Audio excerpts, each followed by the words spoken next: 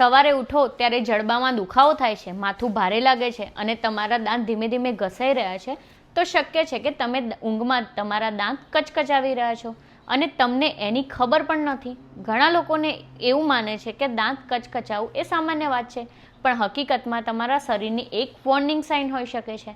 આ સ્થિતિને જનરલી બ્રુક્સિઝમ કહેવામાં આવે છે, જેનું સૌથી મોટું કારણ સ્ટ્રેસ, એન્ઝાયટી, પુઅર સ્લીપ અથવા કેટલીક હેલ્થ કન્ડિશન પણ હોઈ શકે છે.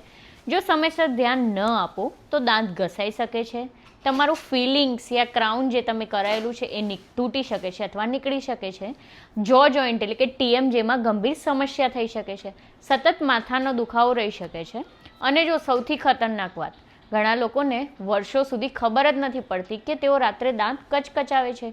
જો સવારે ઉઠો ત્યારે જડબામાં દુખાવો, માથાના દુખાવો કે સેન્સિટિવિટી રહેતી હોય તો કમેન્ટમાં લખો ગ્રાઇન્ડ.